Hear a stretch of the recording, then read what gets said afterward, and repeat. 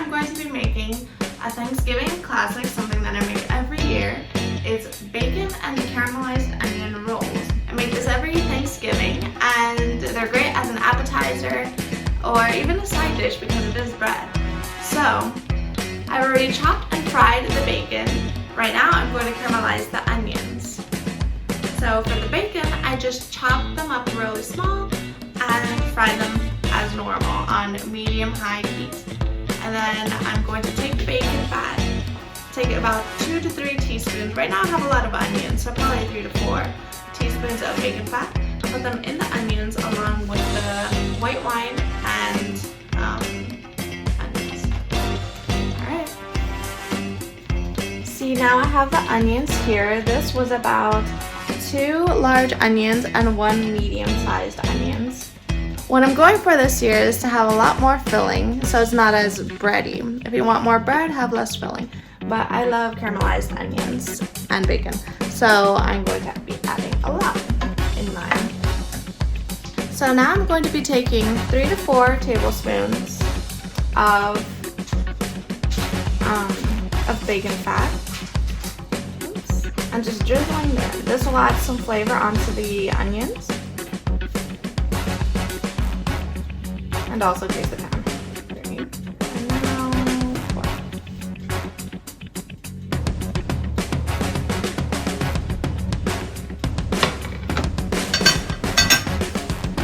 Now I'm going to turn the pan to large burner, high heat, just to get it going.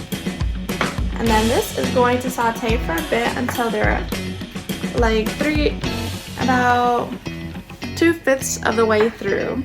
So not too much, not too little, because once they're like nearing halfway cooked, we're going to add the white wine. So now we've been cooking the onions for about 5 to 10 minutes, and they're lightly cooked through, not completely cooked, however. But now it's time to put in the white wine.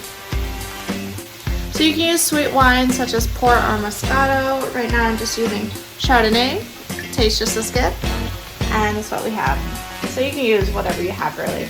And we're gonna put half a cup's worth of white wine. And you're going to let the onions simmer in it until there's no more liquid in the pan.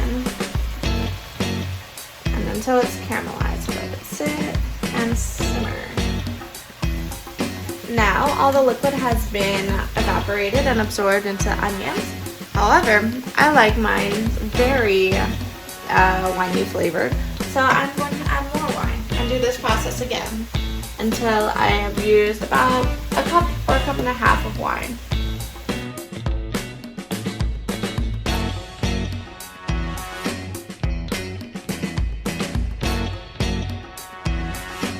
So here we have all the ingredients that will be going into the roll. It's very simple. All it needs is 3 ingredients plus the dough.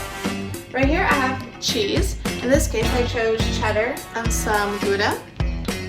You can use whatever cheese you like. I recommend sharper cheeses such as cheddar and Gouda, like smoked cheeses. Even Swiss might be nice. Swiss cheese. Then I have my caramelized onions right here. And then I have my bacon.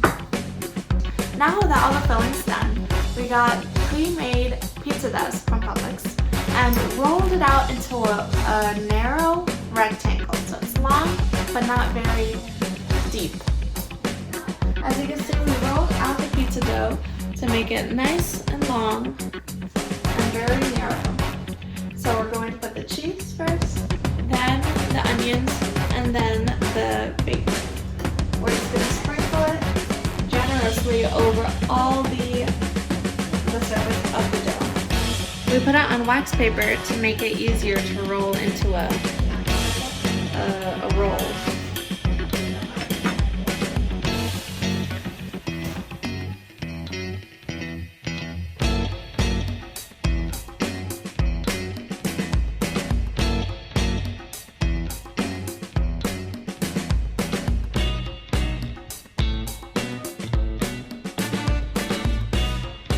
grab the wax paper and slowly fold it over.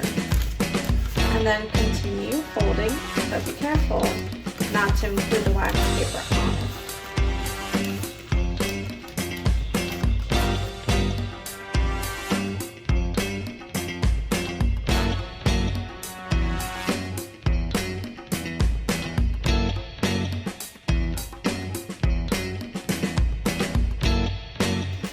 And here we have the roll.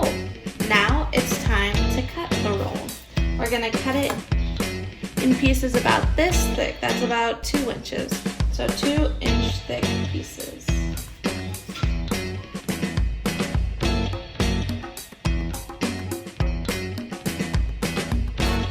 Now I've sliced the roll into pieces about this thick, and now I'm going to put them in a cupcake tin. So I already greased my tins, and now I'm going to put each one of the cut pieces in these holes. It's okay if you need to shove them a little bit. They'll set themselves right once you bake them. So now that everything is in its pan, in its little hole, see?